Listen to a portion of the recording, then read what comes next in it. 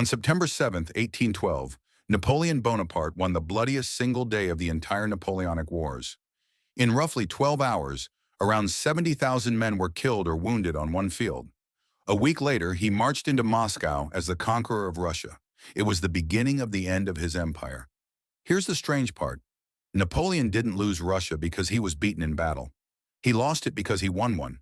Stay with me, because by the end of this, you'll understand how the greatest general of his age destroyed the largest army Europe had ever assembled, by getting exactly what he wanted. In June of 1812, Napoleon crossed into Russia with the largest invasion force the world had ever seen. More than 600,000 men. It was supposed to be quick. Win one big battle, force the Tsar to the table, go home a legend.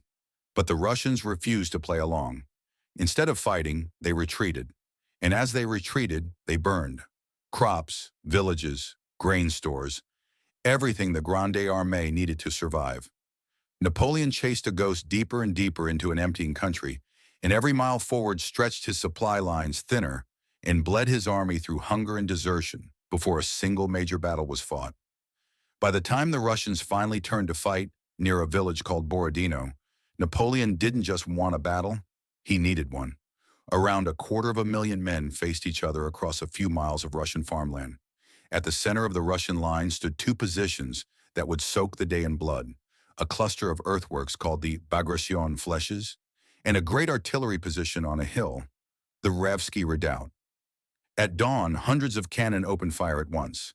Soldiers who were there said the ground shook like an earthquake that would not stop. The flèches changed hands again and again. Charge, countercharge, thousands falling on the same few hundred yards of dirt. The redoubt became known as the grave of the French cavalry. By the time it was finally stormed, the hillside was carpeted with bodies. But here's where it gets strange. This was the most concentrated killing Europe had ever witnessed, and it decided almost nothing.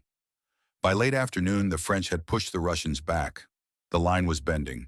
One more blow, one fresh, overwhelming push. And Napoleon might have shattered the Russian army completely.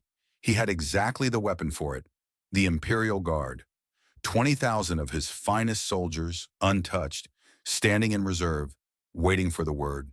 His marshals begged him to send them in, and Napoleon, sick that day, 800 miles from home, staring at a battlefield already piled with his own dead, said no.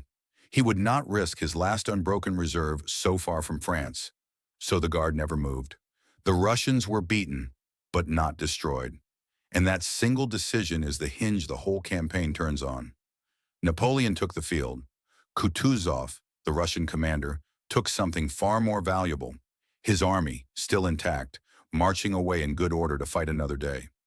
If you're realizing that winning and getting what you need are not the same thing, hit subscribe, because the next part is where the victory turns to ash. Napoleon had his battle. Now he expected the payoff. The Tsar would surrender, and the war would end. Instead, the Russians did something almost unthinkable. At a council of war, Kutuzov made his choice.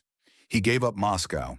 He let Napoleon have the holy heart of Russia without another fight, because he understood the city was a prize, not a victory. Napoleon entered Moscow on September 14th and found it nearly empty. Then the fires began. Within days, much of the city was burning. Deliberately set, most historians believe, so the invaders could take the capital and gain nothing from it. Napoleon sat in a charred, silent Moscow and waited for a Russian surrender that never came.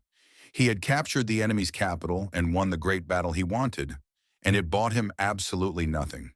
By October, with winter coming and no peace in sight, Napoleon did the only thing left. He ordered a retreat.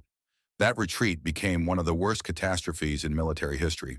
Freezing cold, starvation, Russian cavalry and vengeful peasants hunting the stragglers. At the crossing of the Berezina River, thousands drowned or froze as the army fought its way over half-broken bridges. The math is staggering.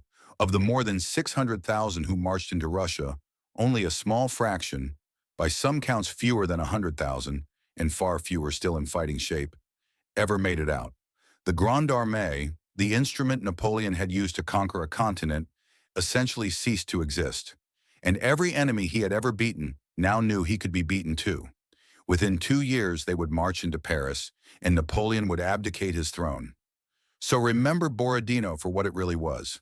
Not a defeat, a victory, the deadliest single day of the age, that handed Napoleon a burning city, an intact enemy, and a road home paved with his own army.